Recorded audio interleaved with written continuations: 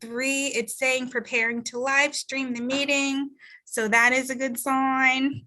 So continue to bear with me. It's warming up. And 3, it's saying preparing to live stream the meeting. So that is a good sign. So continue to bear with me. It's warming up. And 3, it's saying preparing to live stream the meeting. We're getting a bit of an echo here, Patrice. We've heard your last speech several times now. It's an excellent one, but. Oh, I see. It's feedback from YouTube. I gotcha. All right. Well, with that, I would like to call the MAPC officers meeting to order. Today is Tuesday, February 15th, 2022, at the time 11:05. President Aaron, and the meeting is now in session. And with that, we're going to call roll, and I'll do so. So everyone unmute, please. Treasurer Sam? Here. Secretary Sandra? Here. VP Adam? Here. And President Aaron? Here. All right, great. And with that, first item on the agenda is the approval of minutes from January 10th, I assume that's 2022. Sandra? So I think these minutes are amazing, truly, truly outstanding. My one question is, and thank you for that, Patrice. My one question is, do we need to list roll call votes? My understanding is that that's what needs to happen when we do online meetings, but. Mark, you're on mute. Let's see if I could take a look at the minutes. You'll have to bear with me one moment while I locate them.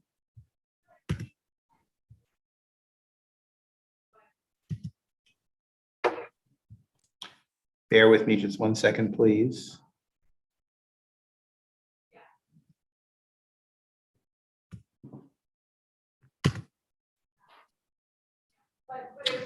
So the minutes that I have, and I don't know if this is an error on the agenda or an error on, yes, that's right. It is an error on the agenda, but I believe that the minutes do say the minutes of January 10th, 2022. So just on that point that Aaron raised. In regard to Sandra's point, do you mean, Sandra, that where it says the motion passed 4-0, we should actually list the I vote of each officer? That's my understanding. That's required. We've been doing that in Bedford, but I if that has have been we, happening. yeah, have we been doing it here? I'm not. I don't have a previous set of minutes. I guess what I would ask is maybe, I'm trying to come back on the screen so I can look at you all. I mean, Maybe it'll change nothing, right? Because it's not like somebody didn't. Right, they're all unanimous, but if I could ask, just leave it. maybe, okay, if we can leave it this way, I think that's okay. I don't have an objection to listing the names when there is a vote that is less than unanimous. Yeah. Would that be a reasonable compromise? Makes sense. Thanks. So Sandra, was I reading through between the lines and heard your motion to adopt? Yes, I did make that motion. Thank you. Okay. In my own mind, at least. I move that we adopt the minutes of January, whatever it is, as submitted. Great. So with January that 10th, motion, 2022. Yep, Sandra moves to adopt the minutes from January 10th, 2022. Is there a second? Second. Okay, second made by Sam. Roll calls required. So Sam? Yes. Sandra? Yes. Adam? Yes. And Aaron? Yes. Motion passes 4-0. The minutes from January 10th, 2022 are approved. Next up on the agenda is the review of contracts, which I don't think we're doing. Is that correct, Mark? What I suggested was that we leave it on the agenda. And if anyone has any questions, particularly on the revenue contracts, I'm glad to answer them. But I don't, it was pretty high volume activity, but nothing that I felt especially needed discussion. I did send them all to you. You can look at them if you want. If you want to take a minute to look at them, you certainly can. And I'm glad to answer any questions. If anyone wants me to go through them in more detail, I am glad to do that. Does anyone have any questions or comments? No questions at this time. I'm wondering if we want to adopt this as a general practice that we review contracts only if there are questions. Although sometimes it is helpful to have Mark walk us through them. I don't know. Yeah, I generally like to give you a sense of the work that the agency is doing. And this is sort of a lingering responsibility of the officers dating back to the very early years of my tenure when the officers had to approve every contract, which thankfully you no longer have to do because we would be meeting on at least a weekly basis, if not bi-weekly. But I don't mind keeping it on the agenda as a regular presentation. We just don't have to do it all the time. Great. Any outstanding questions or concerns? The DLTA contract is huge, obviously, but so It that's always pretty is, yep. exciting. Yeah, it's a tiny bit smaller than it was last year, a few $1,000s, because the Old Colony Planning Council recognized that we share a few communities, and the way DHCD had been handling that was that they were sending us all of the money for those communities, and OCPC correctly pointed out that they should be sending half to us and half to them. So for the want of half of Pembroke, Stoughton, Hanover, and Duxbury, we've lost a few $1,000s. Nothing serious. Yeah. Any other questions? Great. So I am at this time looking for a motion to, no, we don't need a motion, No, right, Mark? we don't do that, Okay, no. Thank you. Yeah, sorry about that. Okay, next up, hiring and staff changes. All right. I'm going to comment on the sort of the high ranking issues here. There are lots of individual hiring processes that are ongoing. It seems like every other day we offer a job, and every other day we have someone, thankfully, almost all the time, except not all the time, but almost all the time. And we're filling additional positions. I would say, with my fingers crossed, we have had fewer resignations in the last month than we had previously, still some, but not as many among the junior staff. What we are beginning to see is a little bit more of a shift among the senior staff. I will be announcing Sheila's plan to retire, or she's not calling it retire, to the staff later today or tomorrow, and we will immediately be posting for that position. I have been working with Sheila and Angela on a plan to have an interim finance director at the agency. There was a time when we thought that might be an external person. That could still happen, but I think it's more likely that we will share the interim finance responsibilities between Lourdes Alvarez and Peter Dilsizian. I think that information might even be a little new to Lizzie, because last week it seemed like the interim finance director role would go entirely to Peter. And now it seems a little more likely that it will be shared between those two existing staff people. We will be hiring a recruiter to help us in the search for a permanent director of finance. So that's generally what things are looking like on the finance side at the moment. Ann Herbst, who I think many of you know, has for a long time been a principal environmental planner, is going to retire, but she has given us a very generous advance notice. She will not be leaving until June 30th, the end of the fiscal year. Martin will be filling that position. Could conceivably have another opening in environment, because we never replaced Sam Cleaves. So there could be another opening in an environment, or that position could be shared, not Ann's position, but the extra position could be shared with another department, possibly land use or clean energy. Those conversations are underway. The Deputy Executive Director for Planning and Sustainability. We have lots of good applicants. I think I have said to you before that we have an especially strong group of applicants from Massachusetts. I was a bit concerned that we did not have as many strong candidates from out of state, and we did not have quite as many candidates of color as I was hoping for in both of those categories, out of state and candidates of color.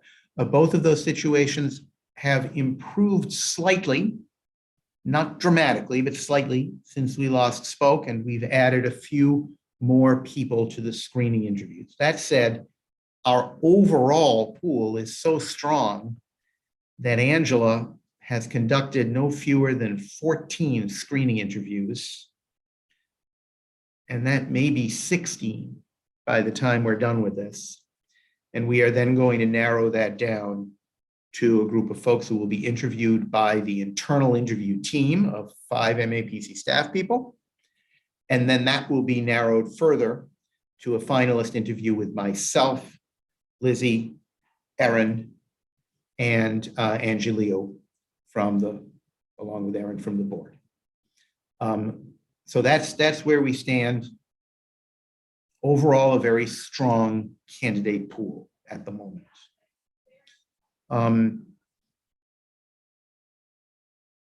I think that's it for sort of the high level. No, one more thing, sorry, if I may. As you know, I knew there was one other thing. Ralph Wilmer is retiring. He is presently, hasn't retired yet, but he's presently part-time. And he will be retiring fully sometime during the month of March. That opens up really two positions at MAPC. One is for the land use manager, which is a member of Mark Rassicut's team, along with Karina Oliver Milchman and Angela Brown. And the other position it opens up is what we call TAP coordinator, which is the person who runs the technical assistance program that consists of DLTA and PMTA funding. We have posted both of those positions separately internally. We could give them to two different people, or we could give them to one person. Or I suppose there's an outside chance that if there aren't any strong internal applicants, we may have to post the jobs. But I'm expecting there will be strong internal applicants, not a huge number, but strong candidates nonetheless. And those two important positions will be filled by two people or by one person. Lizzie, do you think I've forgotten anything on the sort of high-ranking vacancies? I think you got it. I think Sandra, although I'm counting on Erin. Yeah, to you count- can calling call. people. You can call him. Okay. Okay. So just a quick question. So when is Sheila leaving? At the moment, April 30th. I might be able to wangle a little more time out of her, but I'm not quite sure, Sandra, to be honest. Yeah. Okay, thanks. And then on the positions you just mentioned, so is that the sort of situation that can happen at the top where if people apply internally, that if they don't get it, they then feel like they need to leave, or that doesn't happen as often for a slightly lower position? I mean, you can't really say, right? I can't really say. I've seen it go both ways. There is always a concern about posting a job internally, because then you kind of encourage a lot of internal applicants and you can only pick one. In this case, we might pick two. But some people will be disappointed and they will view that as being a reason why they might not advance at the agency. Yet we are also an agency that values internal promotion. And so occasionally we post jobs internally to be good on that perspective.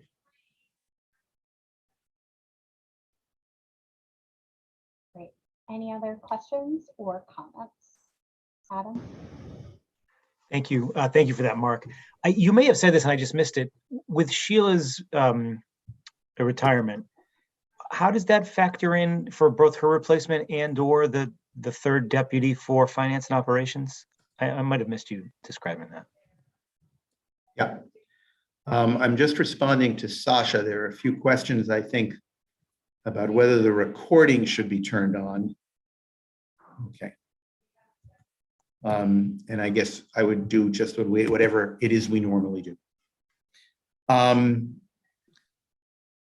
Adam, I have never intended to post for the third deputy director until fiscal 23. Got it. That's right. That's right. It is for two reasons. First, it's a harder stretch to pay for 3 heavily overhead positions than 2. And I want to fully see the FY23 budget before we do that. Got it.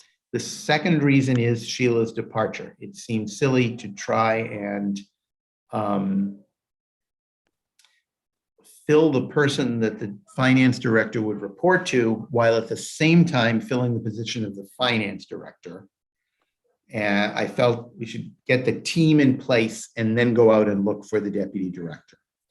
That is, if anything, made even more true by the absence of Heidi Anderson, who, as you all know, is suffering from a grave illness.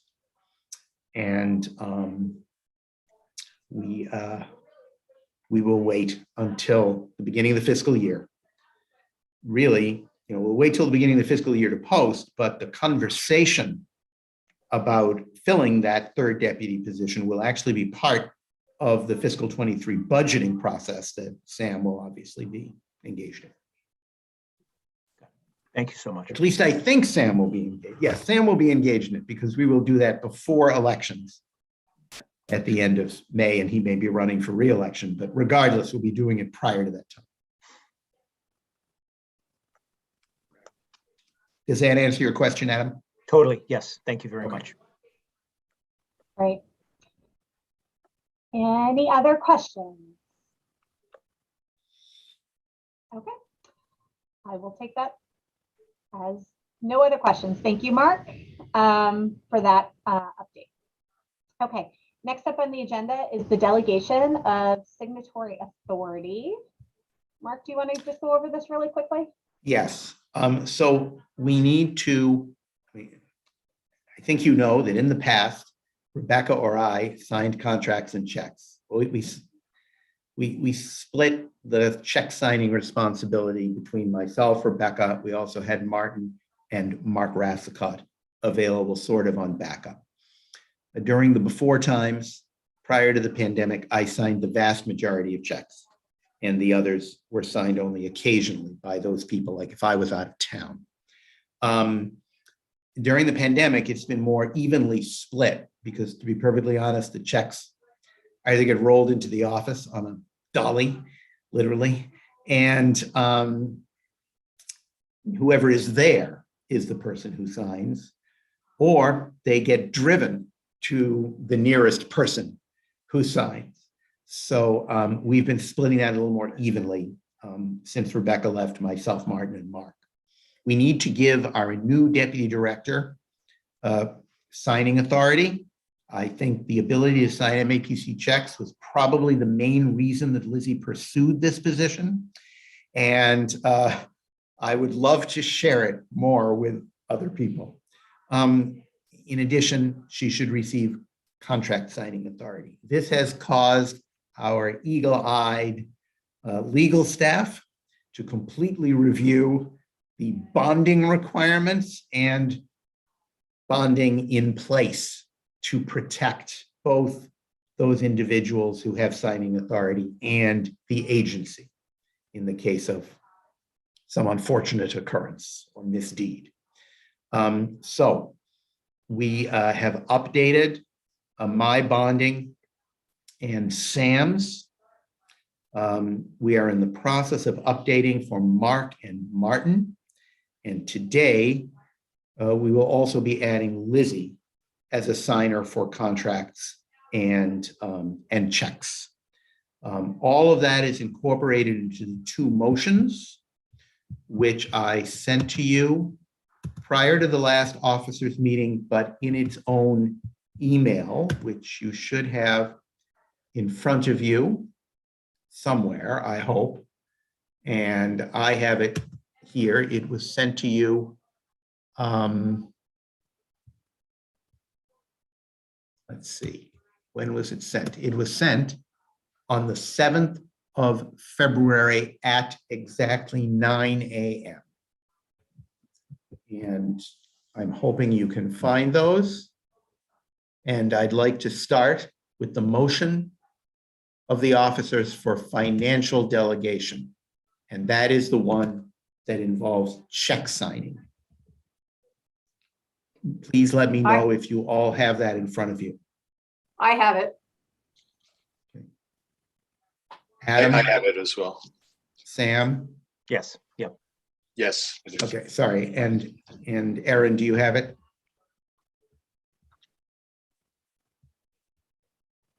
Can't hear me when I'm muted. Yes. Okay, yes, you do. Okay, very good. So I will entertain any questions anyone might have on this motion. Why don't I start? Because I remember we were going to do this last meeting, and this was the same question. It's about the 75,000 and as the cutoff amount, and maybe just remind us exactly how this is structured. It's a single signer up to 75,000, right? And then That's correct. Okay. After 75,000, an officer is required to sign. Okay, now, this did get a little complicated because honestly, we used to go to the officer that was nearest the office, to be perfectly blunt. So for example, during a certain period of time, Sharonda signed a lot of checks in her position as secretary.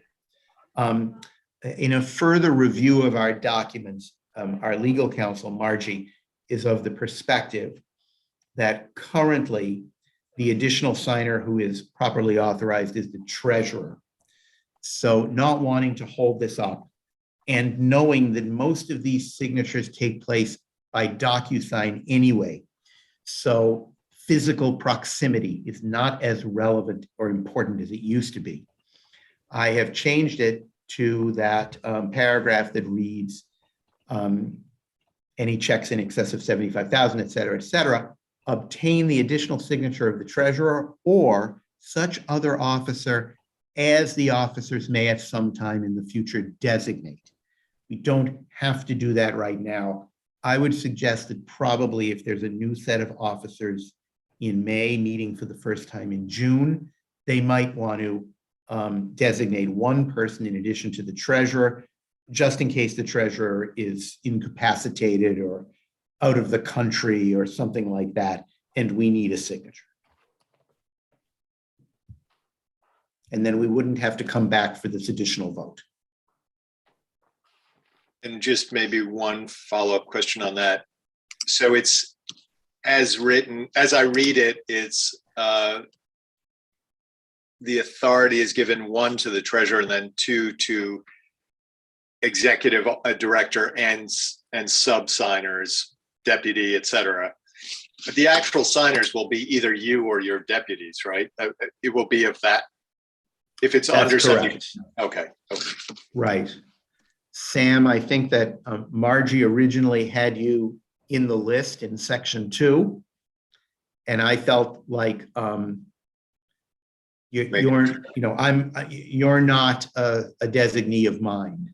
It shouldn't work that way. You're separate and you have an authority above mine. So I asked for you to be listed separately. It does not mean that we will be driving 180 checks to your house to be hand signed on a weekly basis. You need have no fear of that. Okay. I just wanted to check that. The only time we will actually be asking you to sign is when there's, when Amy Riley is buying a light tower or something like that. And it costs more than $75,000 to buy a light tower, and we therefore have to get your signature. And one final, is 75,000 the right cutoff number? Because I remember we talked about that in the past. I think it's the right cutoff. And the reason I think it's the right cutoff is honestly because it really means that all the checks get signed by us in the office, except for some of those very large capital purchases that are almost exclusively Homeland Security related, where I think it is appropriate to have another person sign. And as you know, Sam, whenever we do request your signature in that regard, there's always an accompanying memo from me, which the staff writes, explaining in detail the nature of the purchase. Right. Okay, those are all my questions. Thanks. Thank you. Okay. Thanks. Any other questions? I can't imagine, but just in case. We love thorough officers. Yes. So how do we make this motion? Do we just refer to it? Do we have to read it or? Just someone makes the motion and then you can read the title if you wish, I guess. I think probably the easiest way to do it is move to adopt the recommendation for the request in regard to signatory authority. Is probably So the Looks good to easiest. me. So moved. Thank you, Sandra. Motion made by Sandra. Second. Adam beat you to it. So second made by Adam. And with that, roll call is required. Sam, Yes. Sandra, Yes. Adam, Yes. and Aaron. Yes. Motion passes 4-0 as presented. So thank you so much, everyone, for that. Now the second Next motion. up, what part? There's a second motion, Oh, I'm sorry. the one that relates to contracts, which came to you in exactly the same email. It was the second attachment. It's very similar, but well, it's much less complicated, actually. This is simply authorizing MAPC staff to sign contracts. We do not involve the officers in the signature of contracts. I don't see any reason to do so. And so it's a much simpler motion. And for that, we are thankful. So thank you. Is there any questions on that aspect? I move that motion as submitted. Motion made by Sandra to adopt that recommendation request. Second. All right, Sam got that second that time. So second made by Sam on the vote before us regarding contracts. And with that, roll call. Sam, Yes. Sandra, Yes. Adam, Yes. Aaron. Yes, motion carried 4-0. And Thank Aaron, you. if I could just note, first of all, thanks to the officers for these two votes. Patrice, you should include the text of these motions in the minutes, along with the movers and seconders. And it's my intent later today to use the authority you have vested in me to grant these authorities to the appropriate named staff. Great. Thank you so much. All right, now next up, planning for the Winter Council meeting on Wednesday, March 2nd, 2022. Mark? Being thoroughly exhausted by this discussion of motions, I'm going to turn this over to Elizabeth. Glad to talk about this. All right, so Winter Council on March 2nd. We are very excited because we're going to have our panel of new mayors, and Mayor Wu has confirmed.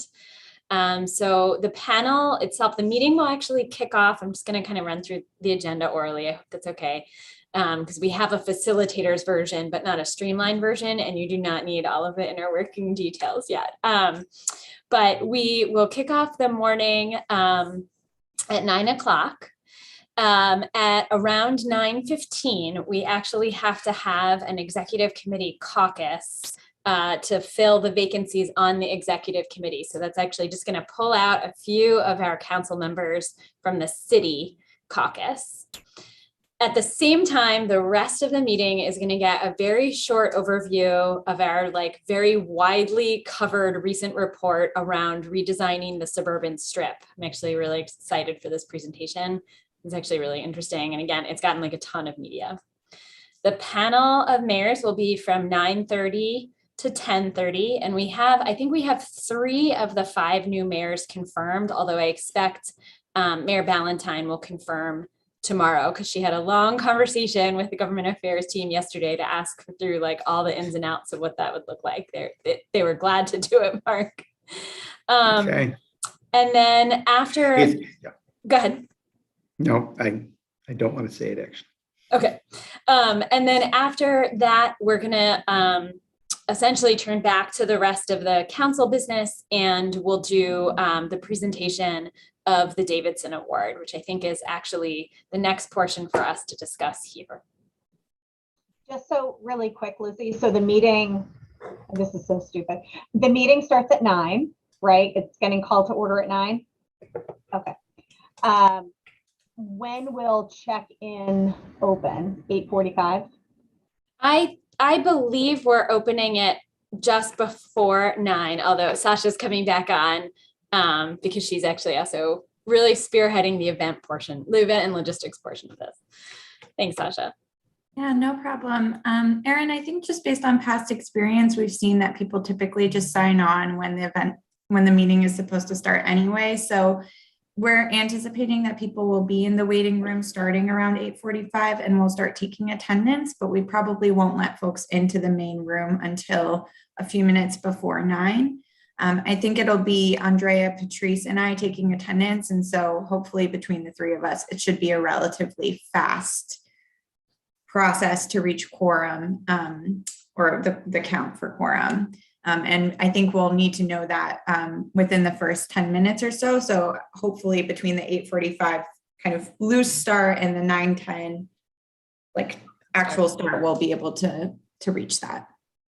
Okay, so that brings up another kind of point is that I'm just going to ask the officers to call your friends, your neighbors, anyone who's a delegate to make sure, because we need quorum for the meeting in order to adopt the mid-year budget.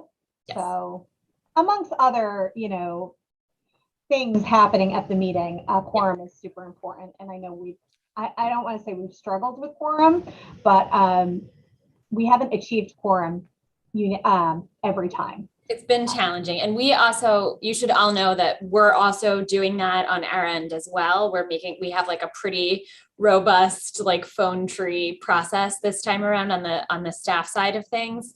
And folks assigned to call and do outreach at the sub-regional level. The one piece I realized I neglected to mention is that we will actually do the mid-year budget adoption and the minutes at the very top of the meeting, because we're anticipating that a lot of folks will only stay through the mayor's panel. So we'll get that business done even before we move into the short presentation on the suburban strip.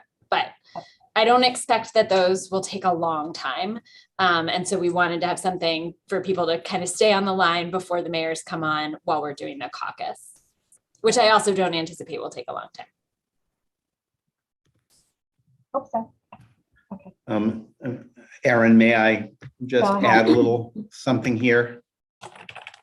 Let's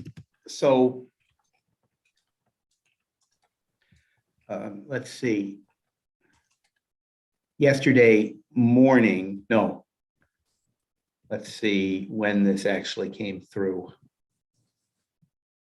Yes, Monday afternoon, Sheila sent to me a list of items that need to be approved at the executive committee meeting on Wednesday. And among those were the mid-year budget, of course, and also assessments for 2023, fiscal 2023. Those need to be adopted at executive committee, but they both also need to be adopted at council. So we are going to have to do at least 3 votes: minutes, mid-year budget, and assessment. I'm not anticipating that any of them will be controversial, but it is always possible that assessment might be. And I just think we have to be aware of that. That is, I'm sorry, Lizzie and Sasha, that is a little bit of news No, it's okay. that I only got yesterday. That it's fine. It's good to, I mean, it's why we have these scheduled check-ins. It does mean, Yeah. I wonder if we'll look at the agenda. We might want to actually push the Chris piece as a spotlight, because I want to make sure it, I think those 3 votes could take, as we do actually take them, could take a total of about 15 minutes. And I want to make sure that we have enough time to get to the panel. So, We'll do. All right, well, do what let's you think need to about do. yeah, we can talk about that on our end. Yeah. Okay. Adam, question? Yeah, if it's not, only if this is easy to do, if you have a list of each community's actual assessment figure that you could forward to us, that will help me frame a defense, not to call people out, but like knowing those amounts can help to crystallize a defense if necessary. And those will be sent out with the package of material for tomorrow's executive committee meeting. Perfect. I already have it. Great. We got the list from DOR, and that's what we use. Okay, thank you. Excellent. And so I think now we're up to the Davidson Award. And I'm going to Yes. turn it back to Mark. Okay. So I'm going to have a few things to say, and then I'm going to thank Lizzie for having assisted me in this effort. We always come back to the officers to talk about our awards. I don't know, sometimes there's a vote, sometimes there's not really a vote. This is probably the one in which the least need for a vote, but if you wish to, it certainly is fine with me. The Davidson Award is the Staff Achievement Award, which is named for, I think not our first, but an early executive director, Bob Davidson. And the last person to receive the Davidson Award early during the pandemic was our legal counsel, Margie Weinberger. Last year, for some reason, we didn't make this award. We really should have. That was an oversight on our part. Because there are more than enough people who are well qualified to receive this award, and there's a heck of a lot of staff achievement going on in MAPC. This year, we emailed the staff and got a lot of recommendations. I think there were probably about 8 different staff members that were nominated for the Staff Achievement Award. And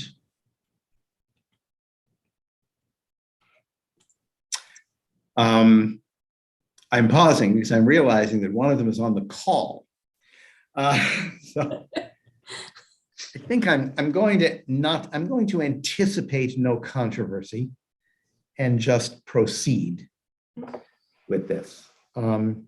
After a lot of talk back and forth and deliberation, it's never easy to make these judgments. We decided that we would like to give the Davidson Award to 3 people over basically these 2 years, because we'd like to make up for the fact that nobody got the award last year. And they're in very different categories. One person we would like to recognize is our Assistant Director of Municipal Collaboration, Amy Riley, because she and her team have done a tremendous amount of frontline work in meeting the demands of the pandemic. This effort was I think people were most aware of it during the first surge in March, April, May of 2020. But I want you to know it continued through the second surge at the end, or arguably the third surge, depending on how you count surges, in the fall of 2020 and winter of 2021, and then again during the Omicron crisis. Particularly this time, continuing to provide equipment, but also to work on the very difficult issue of hospital transfers. And we wanted a way to recognize Amy's longstanding work on behalf of the region in both Homeland Security, disaster preparedness, and public safety, as well as the work of Amy and her extended team in meeting the demands that have come upon our cities and towns and region through Omicron or through COVID. And as a result, our first recommendation is to give the Davidson Award to Amy Riley.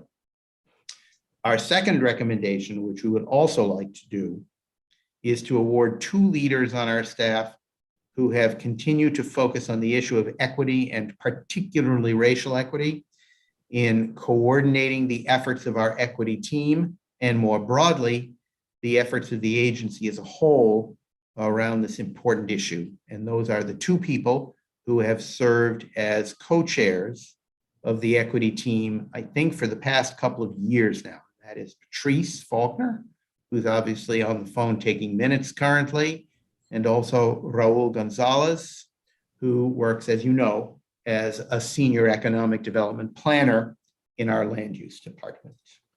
And so the second Davidson Award that we would like to award is to the 2 of them. It is unusual. We've never given the Davidson Award to more than 1 person, and much less 3. But we feel, Lizzie and I feel, that it is appropriate to do so at this point in time, because we have lots of great candidates and tremendous amounts of good work have been done by the staff over the course of the past several years. And for some reason, we missed out on the opportunity to give this award last year, and we'd like to make up for that. So that is our plan. And if you have any questions, I'm glad to answer them. And Lizzie can certainly add anything if she wishes. I just wanted to note, this is my first time going through the Davidson Award nomination process, and it is a beautiful, wonderful thing to see all of these nominations from my colleagues about the work that they're so proud that their colleagues are doing. And the nominations for essentially both of these sets of awards were just like overwhelming. It was like really consistent among the staff to recognize these like 2 sets of individuals for their work and contribution. So it was a really it was like a really wonderful thing to be a part of, and I'm really glad with where we landed. That's so awesome. And obviously, congratulations to them. I prefer not to to do a vote, because I feel like you all should have the autonomy to make those decisions. And I'm very excited for that outcome, and I think it's so well deserved. And I'm sure all the other people who were nominated or considered also deserve recognition as well. But if that's okay with the other officers, I don't feel like we should approve anything, because we support executive staff, and we feel like they know their teams the best. If that's okay with everyone. And I will advise you that upcoming in May at the annual meeting is probably the Legislator or Legislators of the Year Award. Arguably, another responsibility for Lizzie and her team to come up with ideas for. I think we're not going to have a lack of prospects this time around, actually. Congratulations to the winners and to all the other staff at MAPC. Wonderful. I see that Zoom line 6 is humbled and grateful. So thank you, Zoom line 6. Well, great. Any questions or comments on that? And I cannot wait to hear the wonderful things at the March 2nd meeting, talking about their accomplishments and their efforts over the last biennium. So very excited for that. Any questions? Okay, great. All right, next up, review draft agenda for tomorrow's meeting. Mark? So here, I actually think there was a little bit of a slip up between me and the operations staff. It seems as though the item that got posted was the agenda that we had, the executive committee agenda that we had sent around prior to the officers meeting of February 7th, which was canceled. And the new agenda, which I will make sure is posted, is not remarkably different. It just, I think the only difference is that it has included in it the numbers of the bills that we will be considering, whereas the previous one simply said bills regarding gas leaks. So if you would look at the email that I sent to you earlier today, that is the correct email. I mean, that is the correct agenda for the executive committee meeting of Wednesday, tomorrow. Yep. And we, and obviously it doesn't need to be updated until the March meeting, but the meeting info at the top of the agenda should be updated to reflect the new extension from Governor Baker. Let me, I'm just going to be, I think, late to that meeting, but I will be there. And I don't see a problem with updating it with the bill numbers. If anything, it creates more, it gives more information and it ties it easier. right. Lizzie and Erin, is that, is the meeting info not up to date? It I think he says just signed April an 1st. extension. He just signed an extension, I believe, past April 1. Did he? Is that true, Lizzie? Do you know? Yeah, it was included in the most recently passed $101 million COVID bill. Okay. It's very new, like as of Yesterday. yesterday? I think Yeah. yesterday or Friday. Yeah. All right, I think what I'm going to do, since this meeting will be held prior to April 1st, I am eager to get Andrea to repost this agenda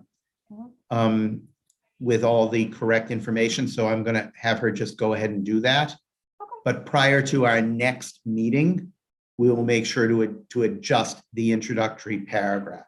Erin, is that okay? Yeah, that's totally fine. Okay, good. It was breaking news. Yeah. Okay, great. And looks like a pretty standard agenda. I did have a question about I know we already went by it, about the winter council meeting regarding the city seats. Is there interested candidates to run? Lizzie?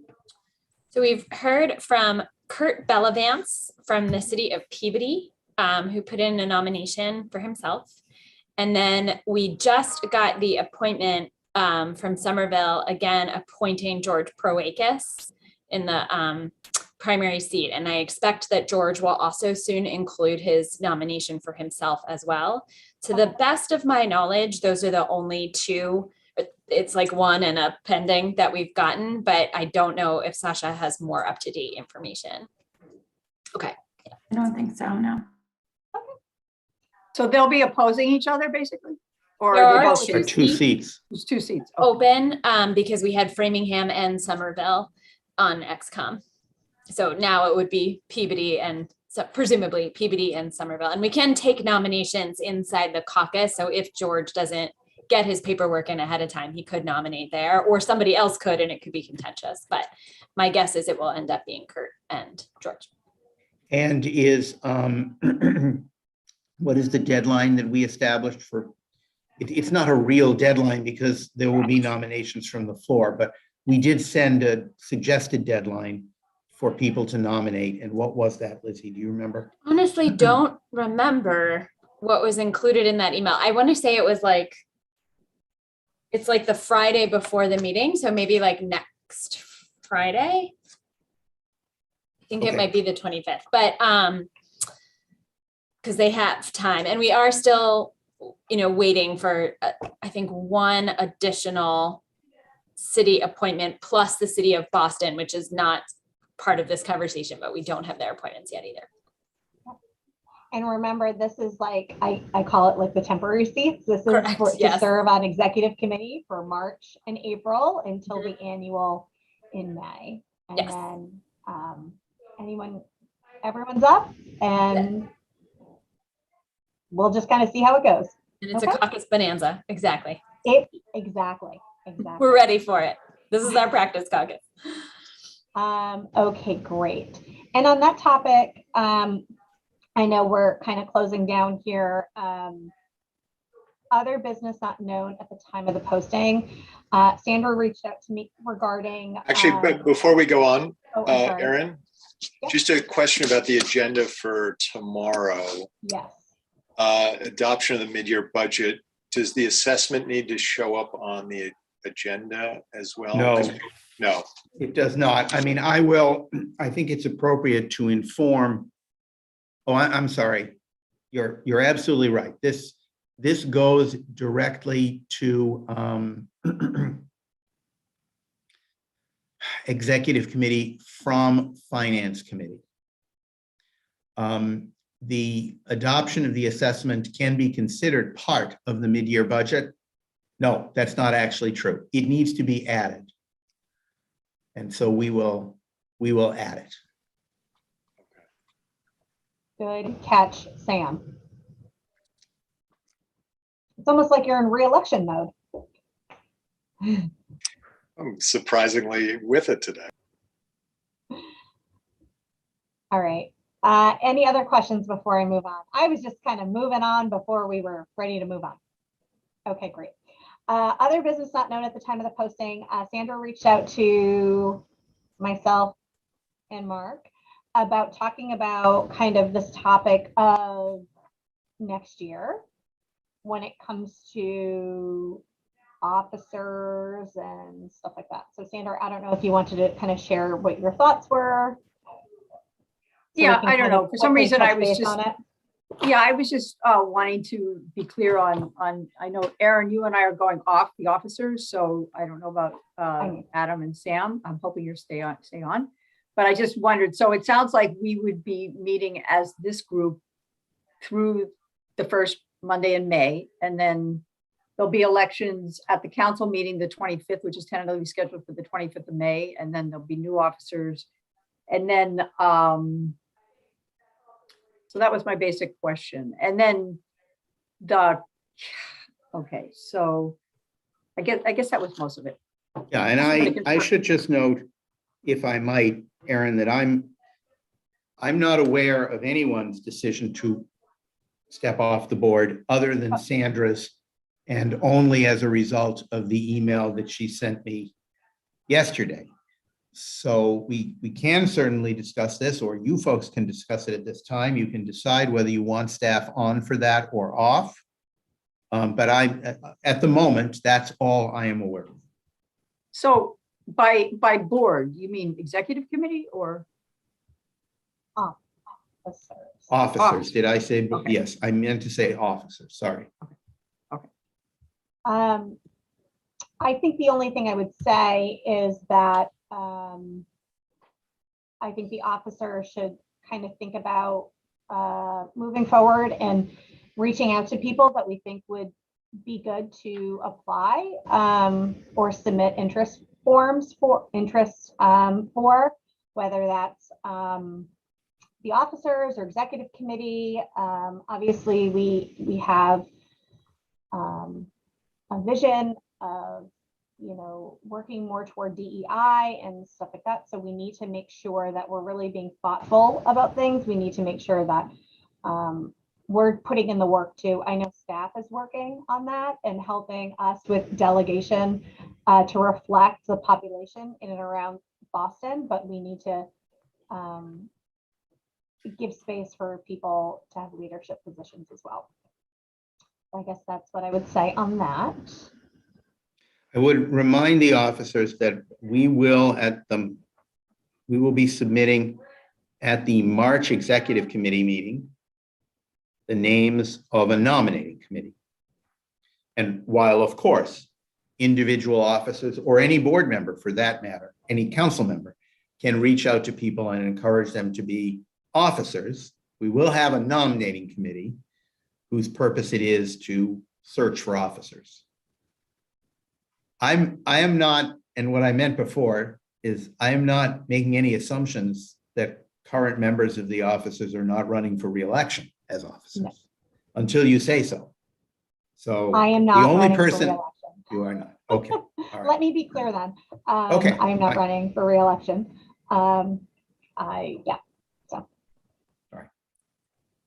Yeah, me too. When I submitted my nomination last year, I said that would be my last year. Yeah. That's why I thought that folks knew, but yes, I will not be running. As much as I love running these meetings against my mob office wall, I am happy to participate in other ways Okay. in this circle. All right. So. All right.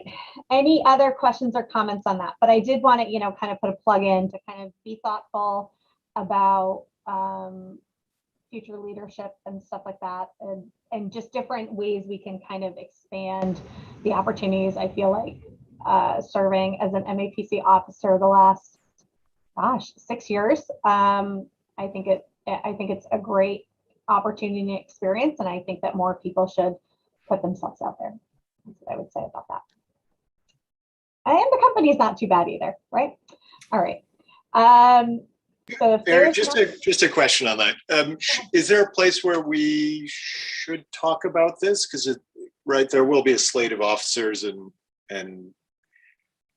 maybe Adam and I may have thoughts in our minds about what, and you obviously won't be there, Sandra won't be there. So I'm just wondering, is there a forum that we should talk about this in? Maybe without staff? I'm not really sure. Should we have a coffee clatch where we just sort of share our thoughts about what, going forward, or I don't know. I'm just throwing that out there. Or not. It's always a little difficult because of the open meeting law, Sam. Anytime you want to meet without staff is fine with us, because, not because, we don't have a right to be at a public meeting, but because staff willingly absents themselves from any meeting where the officers wish to speak amongst themselves. That said, when any two of you gather, I'm sounding awfully biblical here, it is not intentional. It is an open meeting. So when one staff member and one officer meet, it is not an open meeting. But when two officers meet, it is an open meeting. So, we can discuss how to give you folks an opportunity to discuss it.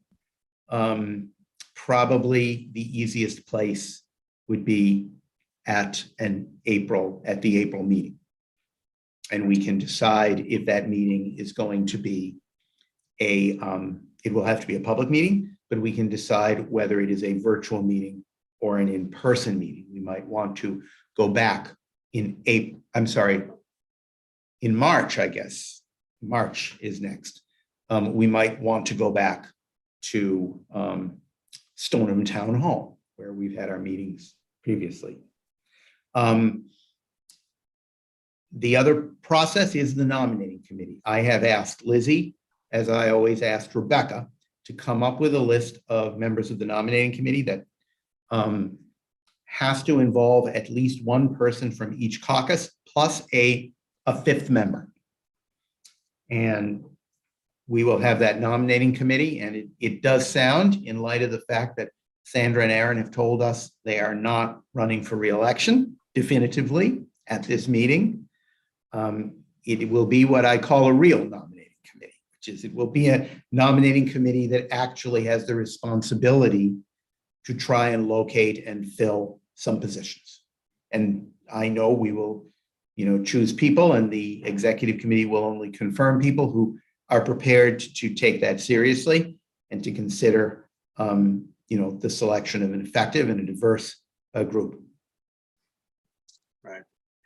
I was partly asking with the open meeting law issue sort of out there, but obviously we've seen and experienced a lot about the organization, and our input into this process might be helpful, but we have to respect people's right to hear what we're thinking and talking about. So I only throw that out, but if we meet in person, for example, that can be an open meeting and we can discuss at that point. Yes. Maybe that's the way to do that. Anyway, okay, thanks. That was it. Yeah, I would just say, just start thinking about people to reach out to. Like, I definitely looked at the delegate and alternate delegate list previously in past years. When Keith was coming off as president, like, I definitely looked through that list and kind of thought about as a dynamic who could, I see in that leadership space. And I think that that's like a nice way to individually kind of get that thought process going. And I think there's a lot to be said for being asked or suggested. I know for me, I was much younger when I started doing this, and it meant a lot that, someone reached out to me and said, have you ever thought of applying? So just a little 2 cents. Yeah. And now look, I'm doing all these like virtual meetings. Imagine that. So I know, who would have thought? All right. If there is nothing else before us, last call on that. You know how I hate running 5 minutes late. I'm sorry for that. With that, I will entertain, I can just blame you, Sam. I will entertain at this time a motion to adjourn. So moved. Second. Motion made by Sam, second made by Adam to adjourn. Roll calls required. Sam? Yes. Sandra? Yes. Adam? Yes. And Aaron? Yes. Motion carried 4-0. Meeting is adjourned at 12:06. I will see you all virtually in less than 24 hours. Thank you at the executive committee meeting. Thank you, staff, for staffing and helping and being great. And I hope everyone has a really great rest of your Tuesday.